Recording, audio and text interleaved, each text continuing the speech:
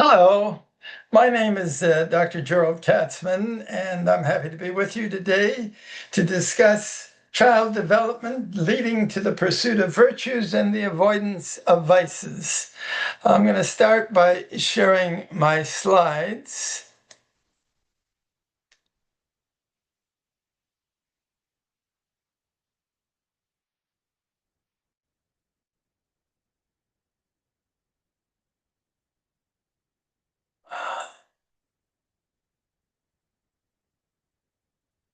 Let's see.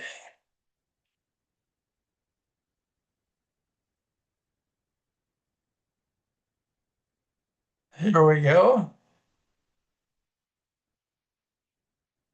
Okay.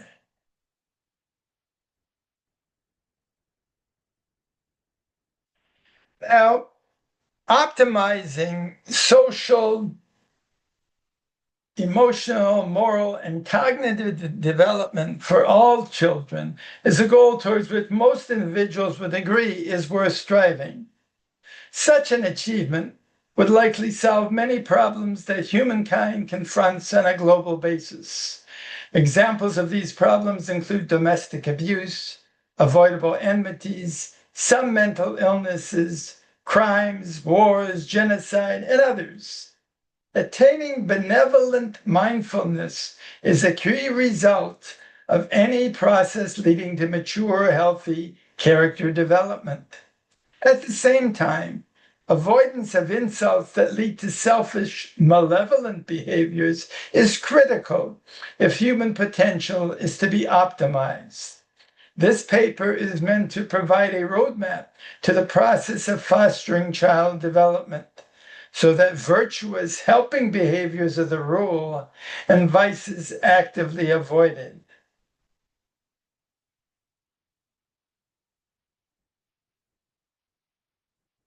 Now, experts generally agree that authoritative parenting is critical to the healthy mental development of children.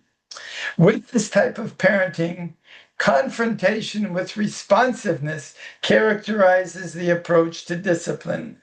Confrontation involves identifying and counseling regarding misbehavior. At the same time, recognition and management of stress associated with misbehavior and certain life events is regularly attended to in order to prevent long-lasting adverse mental sequelae. Shaming, coercion, intimidation, and corporal punishment are not utilized as they are in authoritarian parenting. This is to avoid the toxic stress that is a product of preventable adverse childhood experiences. With authoritative parenting, the communication set up between parent and child leads to healthy interpersonal attunement that serves developmental progress. Unfortunately, authoritarian parenting often is passed from generation to generation. Adverse sequelae, including mental illness and violent behaviors, are often seen. For this reason, an active effort to break the cycle of authoritarian parenting and teach authoritative parenting is vital. This effort may start while couples are attending prenatal education classes. In societies where authoritative parenting is not the rule, a child development team may be organized to promote desirable parenting practices. Lastly, permissive and uninvolved parenting also need to be avoided due to the lack of direction for desired behaviors associated with these parenting types. Now, with authoritative parenting, reciprocal communication between parent and child is established in the newborn. This begins with en face or eye-to-eye contact, especially during feedings. Later, it may involve reciprocal smiling, singing, talking lovingly to the infant, and play activities before elementary communication with language is possible. The interpersonal attunement that develops describes how caretaker and child are responsive to one another's emotional needs, thoughts, and moods. When well developed, this interpersonal neurobiology involves a resonance where the thoughts, needs, and feelings of the other are regularly appreciated. Appropriate responses are often the result of such attunement and lead to the strengthening of the bond between caretaker and child. Now, imprinting describes a situation where a young animal comes to recognize another animal, person, or thing as a parent or other object of habitual trust, often shortly after birth. In humans, we usually use the term attachment to describe the trusting relationship that develops between child and caregiver. This trusting relationship strengthens over a period of months to years due to ongoing interpersonal attunement with caregivers being responsive to the child's needs. In order for attachment to be successful, an initial bonding of love and tenderness the caregiver feels for the infant needs to occur. As Andrea Hollingsworth has stated, over time, secure, attuned attachments with other persons may enable us to love more and fear less, rendering us progressively more capable of sharing in the suffering of others and increasing the likelihood that we will take action to alleviate their misery. It is these secure attachments that allow caregivers, teachers, and mentors to influence the child's developing mindfulness or intrapersonal attunement.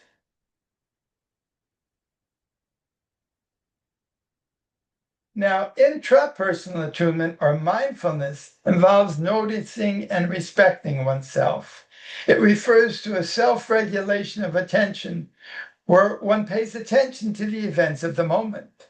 This process requires an orientation to learned values represented in cortical areas of the brain. Intrapersonal attunement enhances the capacity for emotional empathy if certain values related to a particular circumstance are internalized. It is clearly necessary to provide a moral learning process that will enhance emotional empathy and serve as the impetus for helping behaviors.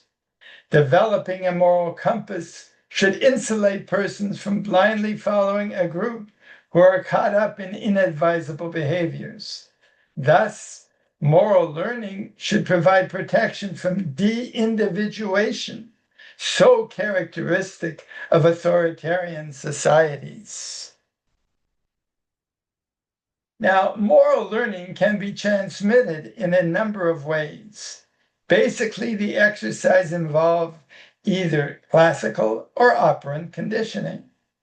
Every effort should be made to eliminate the corporal punishment and shaming that are commonly used by, quote, educators, some educators, in certain situations. Such reinforcement often results in repressed fear and anger that serve as a well of energy waiting to be discharged on targets that may be established by false narratives. Moral learning is taught by either dilemma ethics or plain moral fact, with several vehicles commonly used for such learning.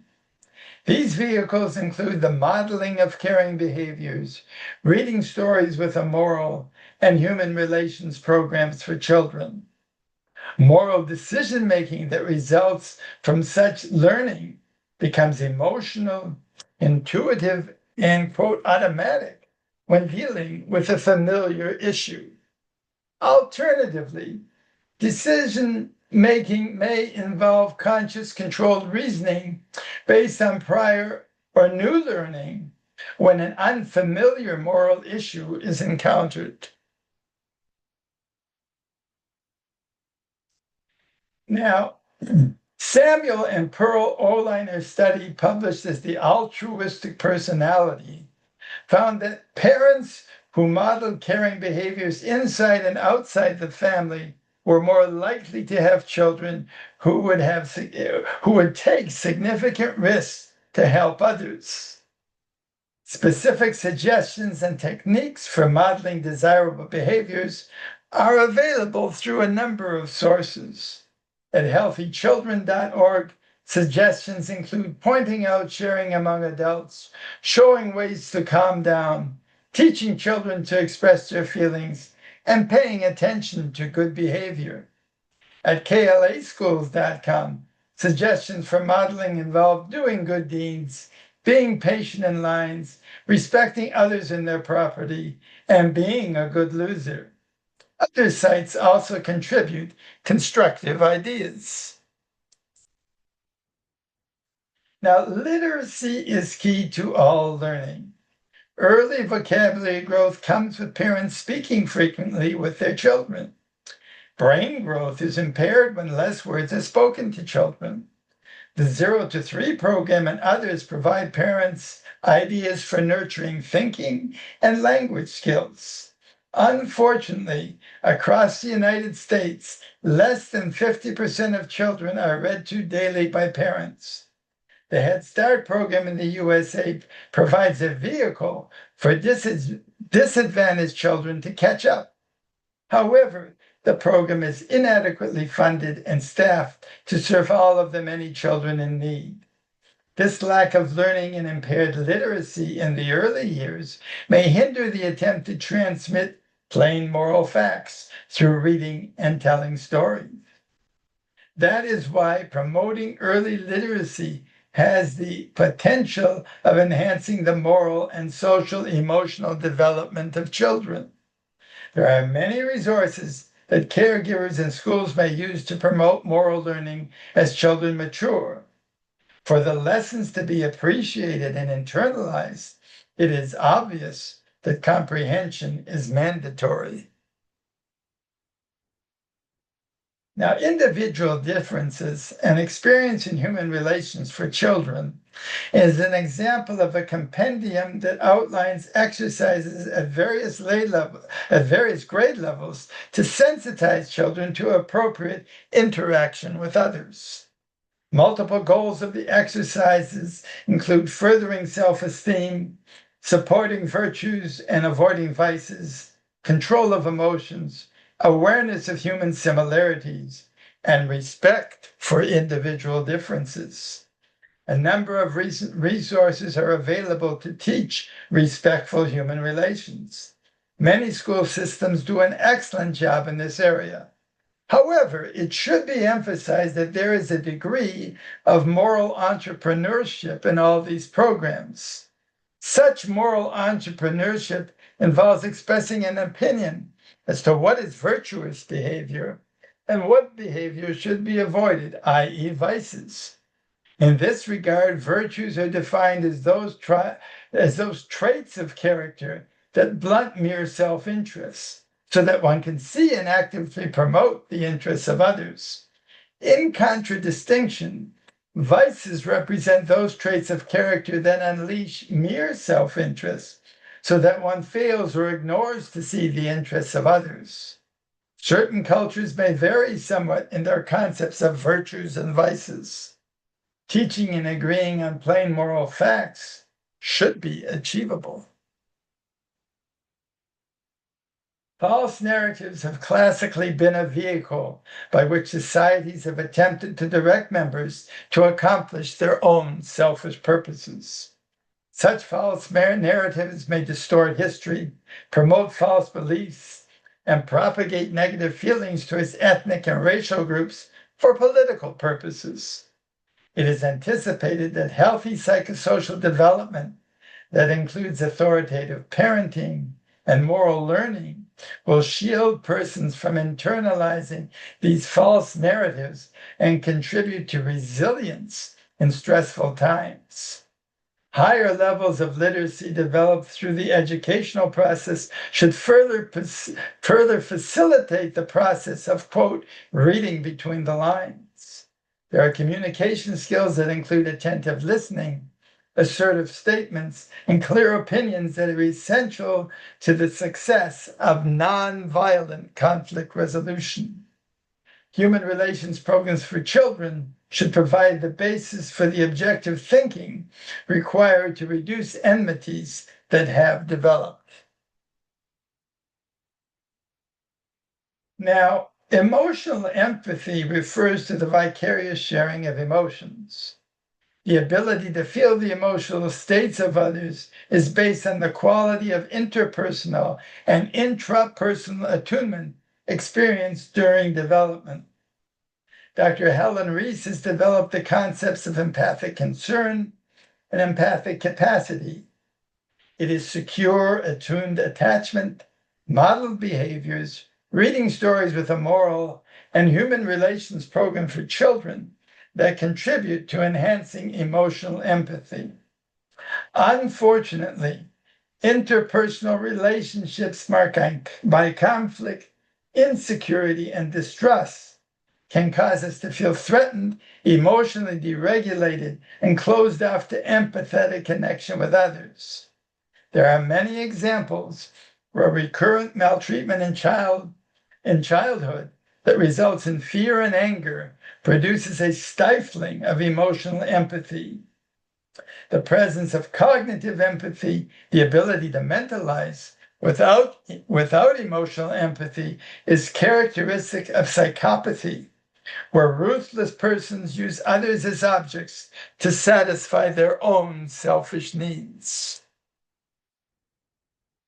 Now, emotional empathy allows one to feel the suffering of others. Moral learning creates the impetus to care about such suffering.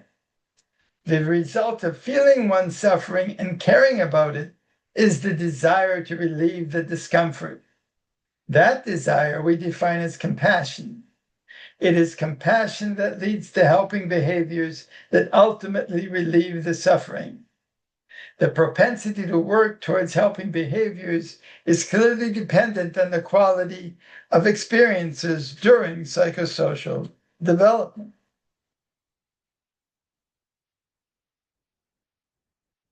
Now, in conclusion, it is clear that enhancing psychosocial development is not a simple endeavor.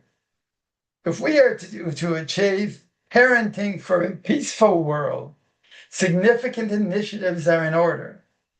Parenting orientation prenatally has been shown to be effective.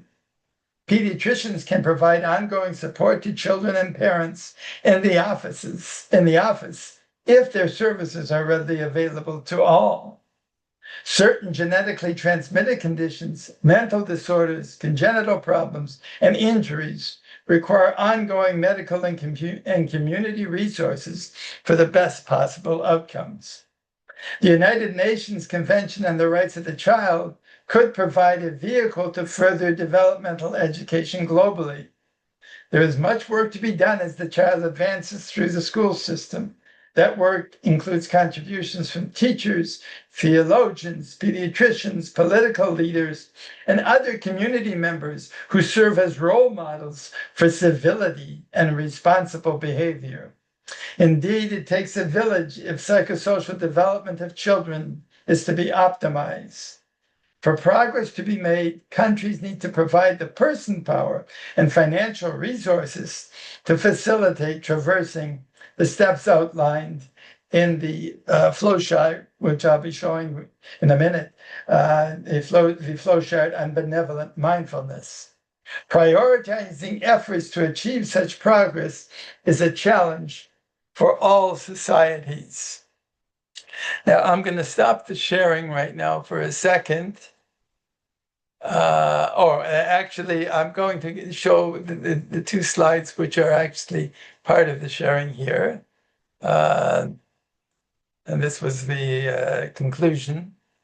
We're going to go to the chart on benevolent mindfulness. And of course, the process of benevolent mindfulness, as we mentioned, starts up here with interpersonal attunement, which leads to a situation of secure attachment. And this is part of authoritative parenting. The secure attachment leads to the development of sharing of emotions and emotional empathy. With secure attachment, intrapersonal attunement is possible. This again deals with, number one, the interpersonal attunement, and is also aided by reading stories with a moral and teach a lesson, human relations programs for children later on, and early on, the modeling of caring behaviors. The emotional empathy, which is enhanced by this whole process, results in the development of compassion, and the ability to have compassion and want to help others results in helping behaviors. Now, human relation programs for children should also enhance a resistance to false narratives, especially with early literacy, and also it should provide the skills for nonviolent conflict resolution. Now, where we don't want to go is to that of authoritarian parenting, which results because of the modalities of discipline used, the shaming, the coercion, the corporal punishment, in repressed fear and anger. And this repressed fear and anger is often referred to as toxic stress that is a result of this ongoing authoritarianism. And this can also occur with permissive or uninvolved parenting in the presence of an authoritarian culture. Now, with the toxic stress, there is a stifling of emotional empathy, and that is often associated in an authoritarian culture with group targeting via false narratives. And that results in hatred against certain groups who are the targets of this effort. And with reinforcement of false narratives through repetition and possible coercion, violence may take place. And again, in authoritarian culture, if this is widespread, then you have a whole group flowing with the stream headed in the wrong direction, and that is called de-individuation. And that de-individuation can result in groups that are involved in violence. So I'm going to stop the share here for a minute, and I want to show one video that illustrates interpersonal attunement and its withdrawal. So we'll click share. And it's this video here. We need to also share the sound. And this is the video here. And we're going to share it. Here we go.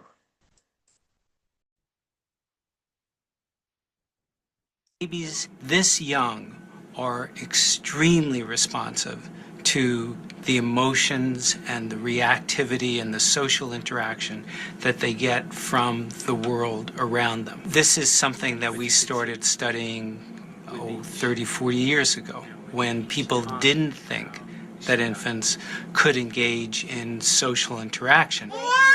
In the still face experiment, what the mother did was she sits down and she's playing with her baby, who's about a year of age. I'm like a girl. Oh. And she gives a greeting to the baby gives a greeting back to her. Yeah. This baby starts pointing at different places in the world, and the mother's trying to engage her and play with her. They're working to coordinate their emotions and their intentions, what they want to do in the world. And that's really what the baby is used to. And then we ask the mother to not respond to the baby. The baby very quickly picks up on this, and then she uses all of her abilities to try and get the mother back.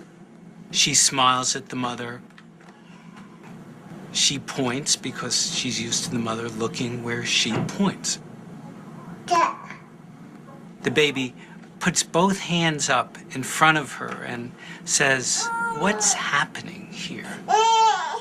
She makes that screechy sound at the mother, like, come on, why aren't we doing this? Even in this 2 minutes, when they don't get the normal reaction, they react with negative emotions, they turn away, they feel the stress of it, they actually may lose control of their posture because of the stress that they're experiencing. Okay.